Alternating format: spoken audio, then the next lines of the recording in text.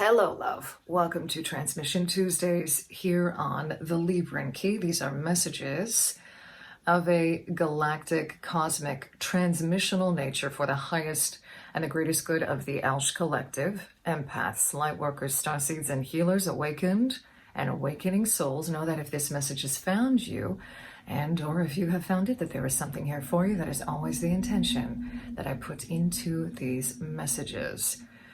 We have the energies of Corvus, and by extension of that, the crow spirit coming through for this Transformation Tuesday's message, wanting to expand upon the energies of having our wits about us, and that is all they gave me before moving into this reading. I'm just going to get right into it, working with Black Obsidian, and also rainbow obsidian if you have that available to you. This particular piece of black obsidian, when the sun hits it actually a certain way, there is almost a rainbow color in it, which I think is really fitting for this. This is really interesting. I almost want to like call this out right now because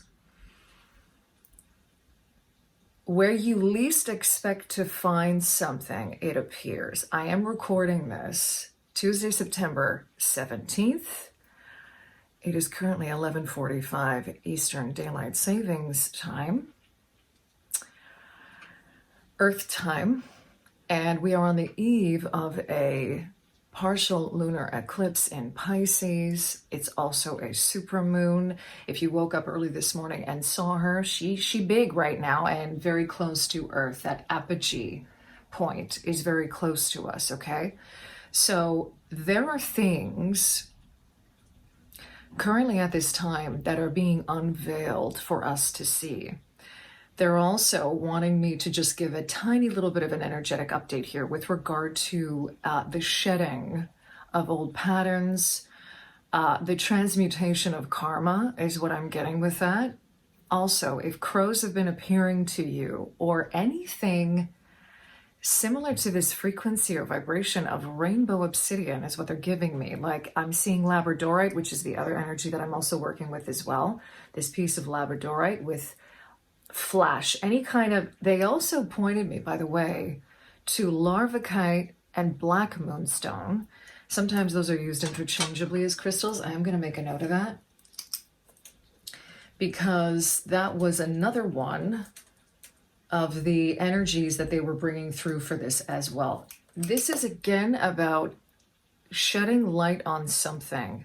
Anytime we're working with these sort of feldspar crystals, frequencies, the crow in general, the fact that the crow, its feathers, the shine of the feathers, the way that it reflects light, even though the feathers are black, right? The story of Apollo and the raven, the crow, how we have this constant connection with something to do with the sun or light.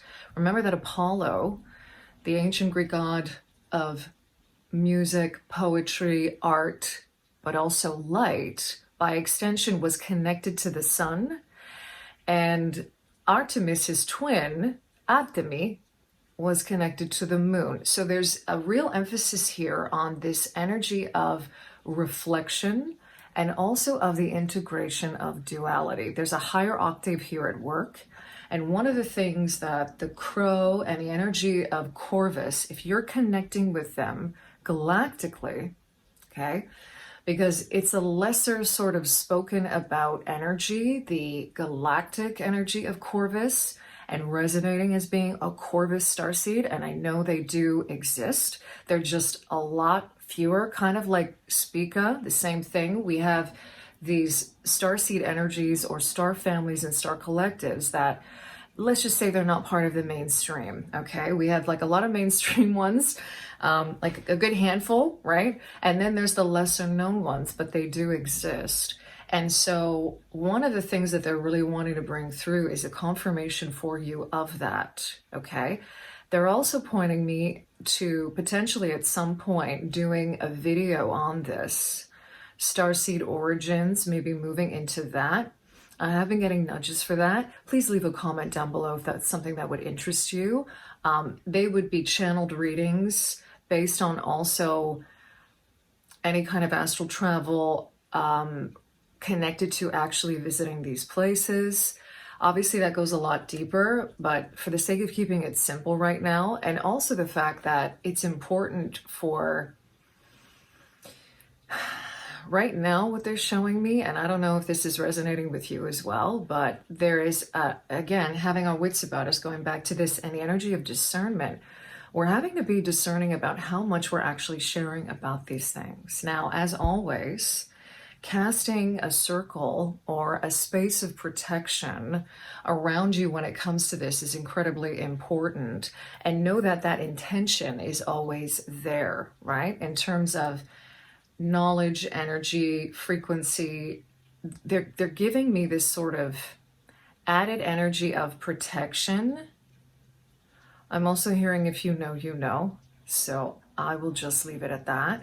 There are certain things that we have to understand are sacred, right? In terms of how we access them and how we engage with them, right? This is going into a whole other direction, but I guess they really want to bring that through. And the thing about the crow energy and the raven, by extension of that, although I always feel with the raven, they're slightly different, they're slightly nuanced, right, in terms of their differences, but they are corvids, okay, and randomly, but not random, because it's never random. The blue jay also coming through. So if you're seeing blue jays, that's another thing as well, because there's symbolism in the blue jay with regard to the colors, the black, the white, and the blue. The crow is very much connected to speech and to the throat center chakra, okay? And this is around, and it's also connected to secrecy or certain things that are connected to the occult, and for good reason, because there are times when we must, what I'm hearing, temper our voices and know when to say what it is we have to say and when not to. Okay, I'm going to end it there. They want me to end it there. So this energy of this black or rainbow obsidian with Labradorite, also black moonstone, Larvakite. There's something here in shedding light on the darkness. This is an ongoing message that's been coming through. But also the darkness being a source of, we've spoken about this before, riches, okay? And again, you know, if you're watching this and having a freak out, or if I end up making this short and somebody's freaking out about me talking about darkness not being synonymous with evil, then you can move on, because you're obviously not in the right place for you, okay? Working with this beautiful crow spirit and Corvus energy, I'm going to be asking through the fairy oracle. I'm going to be intuiting the images from the card, but I'm also going to be reading specifically from the guidebook for that, and also asking from the Everyday Witch Tarot, this little mini deck as well. We're going to start with a tarot, because one of the things that they want to simply, they want the deck to speak for itself, bringing in their energy regarding this continuation of having our wits about us. And immediately they're showing me the High Priestess card with that.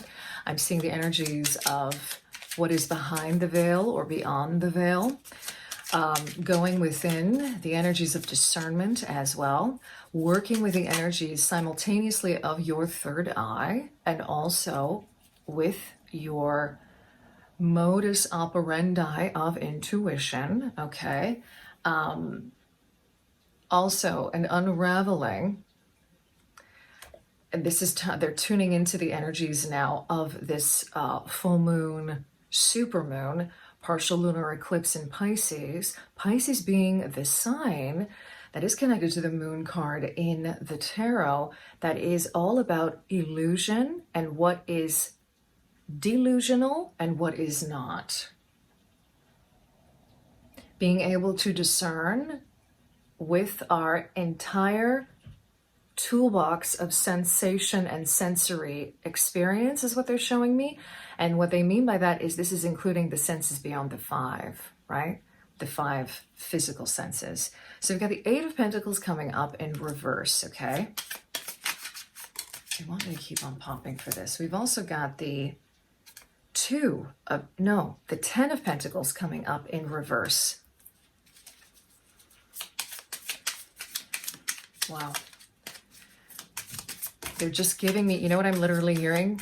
For those of us that used to have dial-up and know what dial-up internet is, I'm hearing the sound of the modem dialing up. There is a lot of discombobulation currently going on right now. All these cards coming out in reverse. The World card in reverse. The 7 of Swords in reverse. The Star in reverse. The 3 of Cups in reverse. And the 2 of Swords in reverse. Interesting. What I'm hearing is that the gamut of trickery, I'm hearing the gamut of trickery being thrown at us, and whether or not we want to catch it. 9 of Pentacles in reverse. Okay, so they want me to start here. There is a real emphasis being placed energetically right now on us being truly and authentically ourselves. True to ourselves, and how that is being reflected in the physical reality. And I'm hearing baby steps, because for some of us, it depends on where we're at in our journey overall. For some of us, it's simply a little move here or there. And for others of us, it's like a massive declaration of something, okay? Like a coming out of the closet moment, whatever closet that is for you. It's all happening energetically around this time.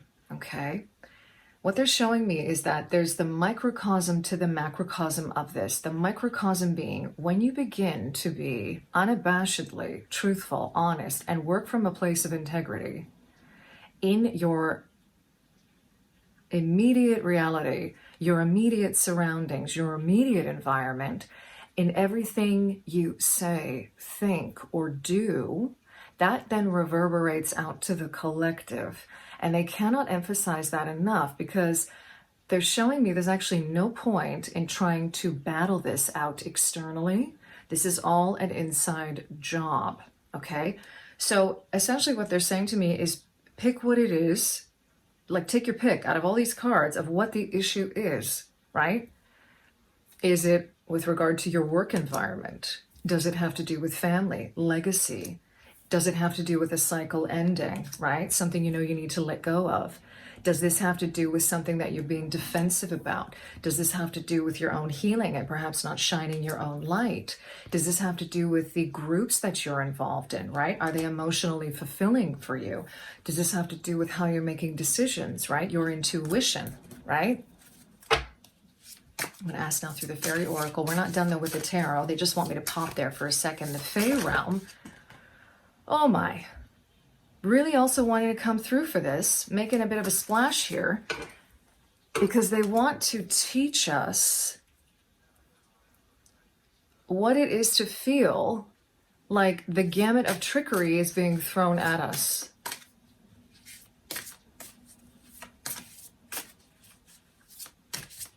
Huh. Okay.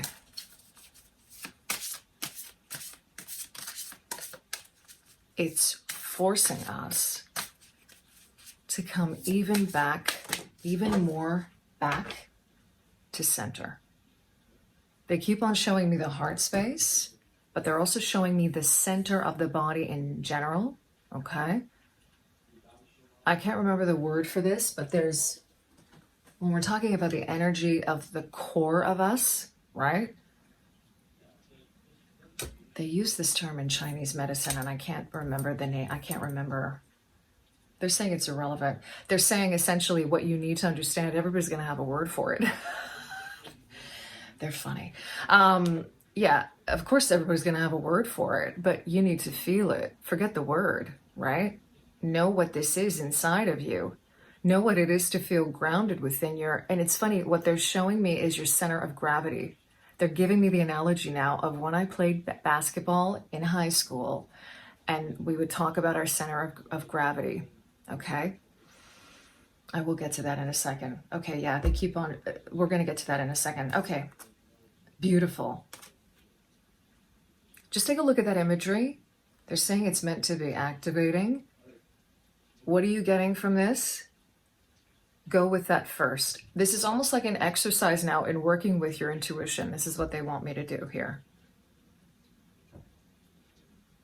What's the first thing that comes to you? What do you see? Are there other things that are coming up once you see that first thing? They're almost wanting to give us a lesson here in archetypes and energy. Just understanding energy in the purest way we can understand energy. And they're showing me like an energy onion is what they're showing me. Okay. Opening up our unconscious and the collective unconscious. This is a lot of what's going around right now energetically with this lunar eclipse in Pisces. Okay.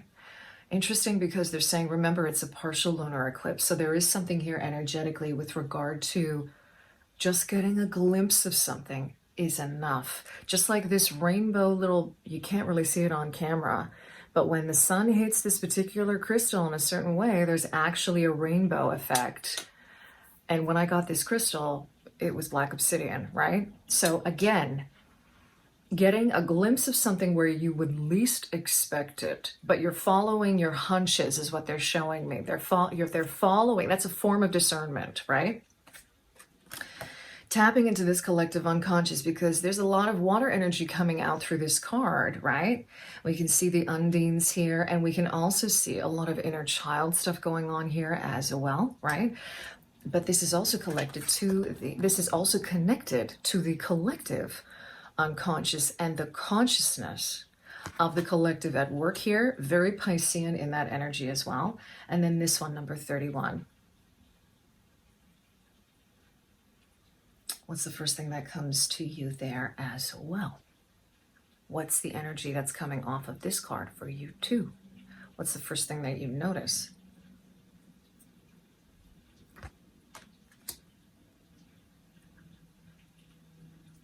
I also kind of want to just bring through really quickly here the term synesthesia, because when you begin to work with some people have this very vividly, right?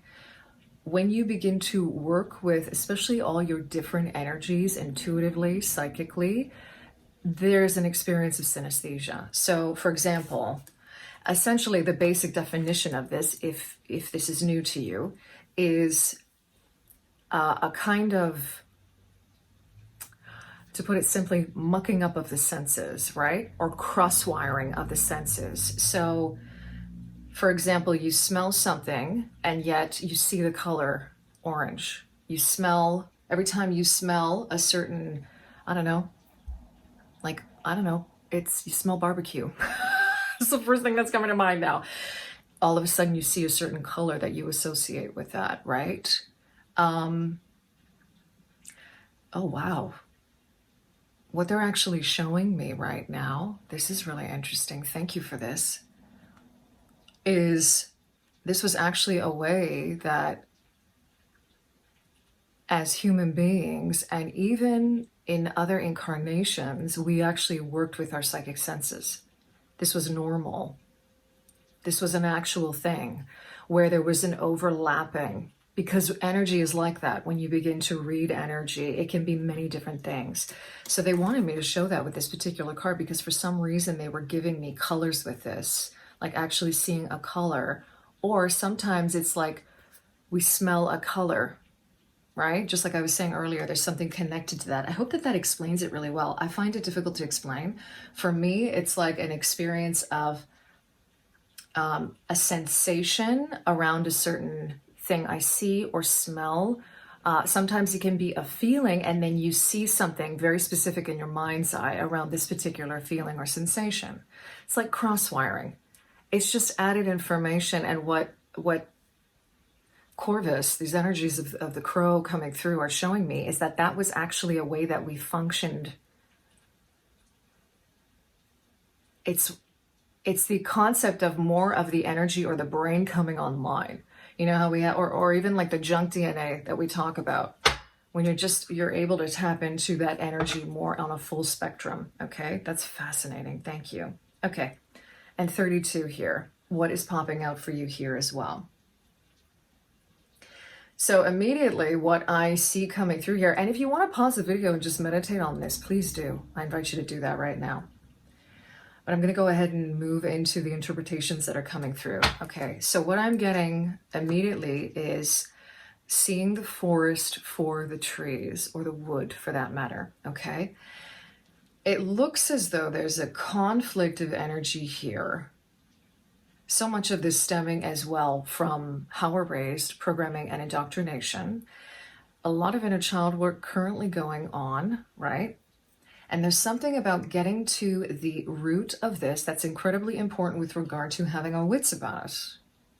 Because some of these patterns that come up, even when we think we've done the work, and perhaps there's a lot of, because there's a lot of patterns closing out right now, cycles closing out right now, where we experienced something, it ended in the past. In this incarnation, it was over, it was done. Perhaps it was a relationship, perhaps it was a pattern that you had, a habit, right, that had formed within you. And you thought you had done the work on it, you were sure of it. And then you find yourself, time moving forward, in a situation where you are now seeing you're doing the same thing over again, just in a different form. It's coming up in a different form, right? But you had to experience that second time around, because while that was happening, you were actually experiencing that discernment. It was teaching you something. You were becoming more quickly aware of what was going on, right? And finding yourself in that situation again, going like, I'm here again, really?